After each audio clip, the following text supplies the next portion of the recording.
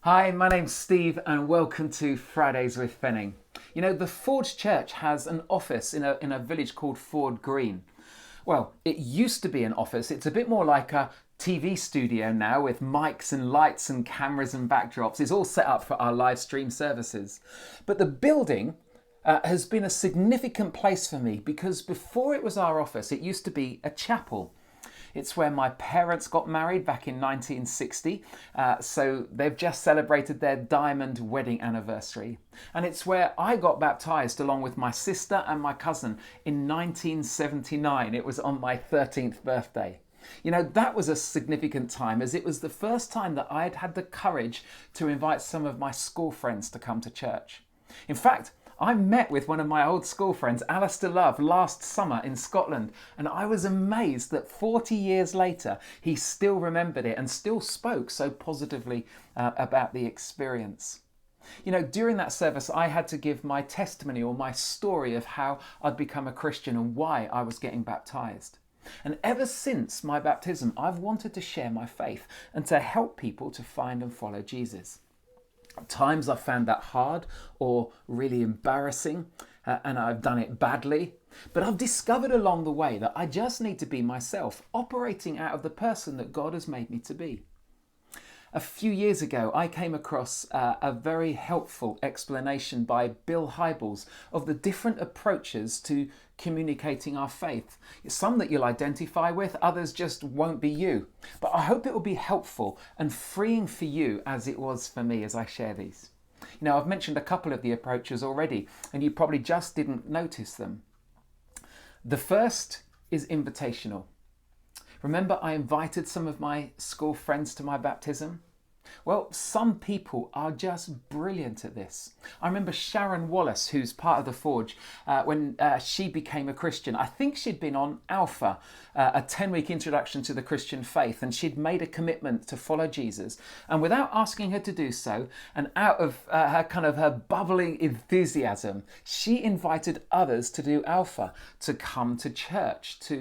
She invited young people to attend the church youth club.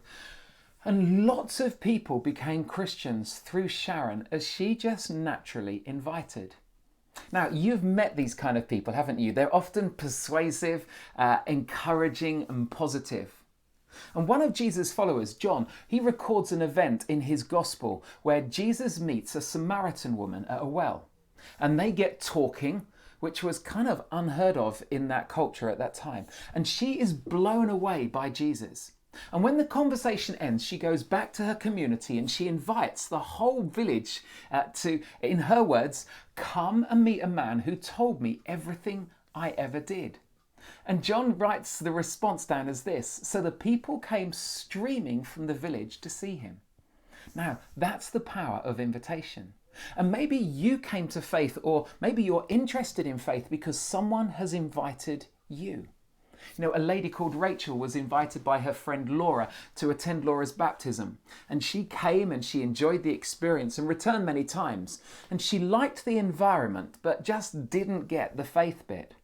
Well, a few weeks ago, as she was watching our Pentecost event online, it began to make sense to her, and she decided to follow Jesus and receive the Holy Spirit. You see, invitation is such a great way to introduce people to faith. And I want the Forge to be a community of people that we can confidently invite others into. It's why I don't want us to use religious language, or why creating the right environments for new people is just so important.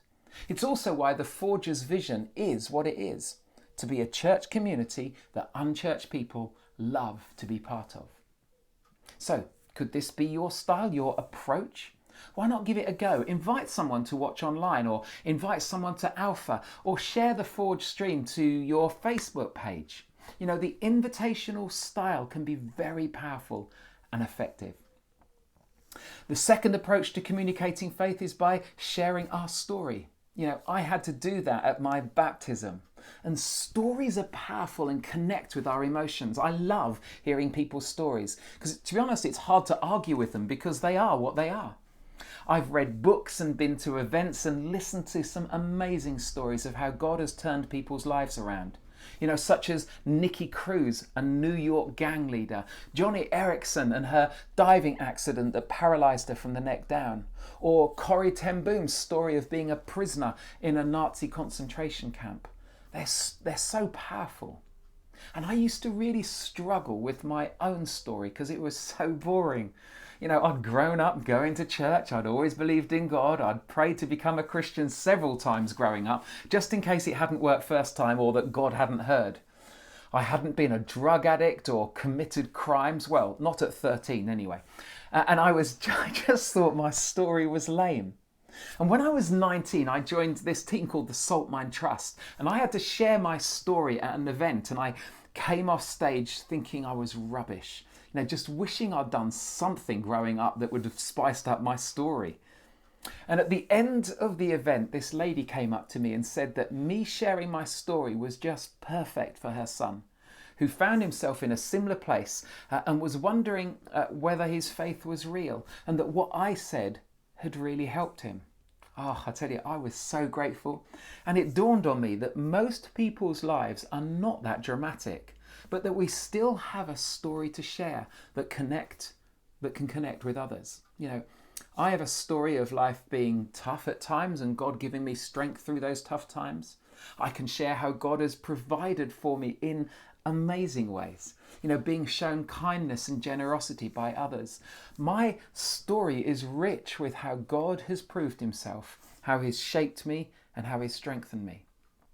Once again, John records a story of a man who was born blind, and he encounters Jesus, and Jesus performs a miracle and gives him his sight.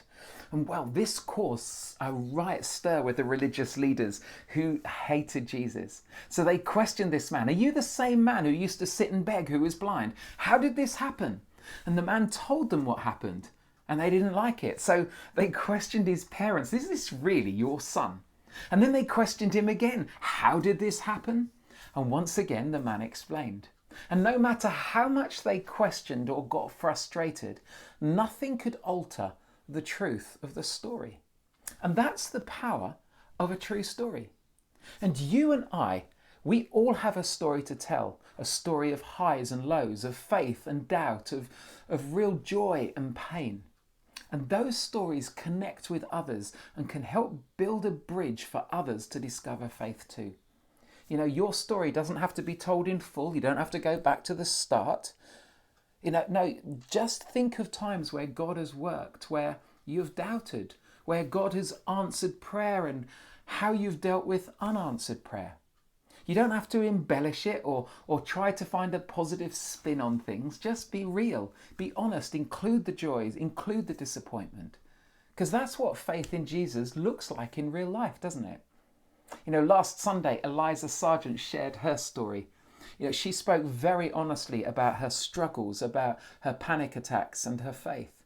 And it was so powerful and it just connected with people. You can watch it from the Forgers Facebook page if you haven't seen it. Stories are powerful and they connect and they bring truth alive.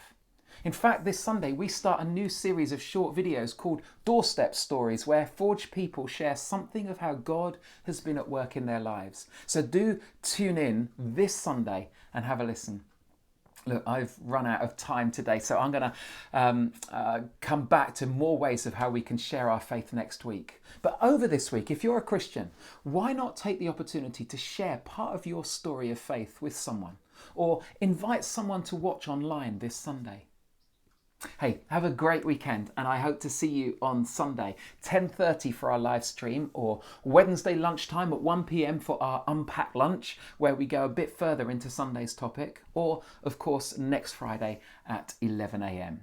They're all available on Catch Up via our website too. Hey, you take care and have a great time.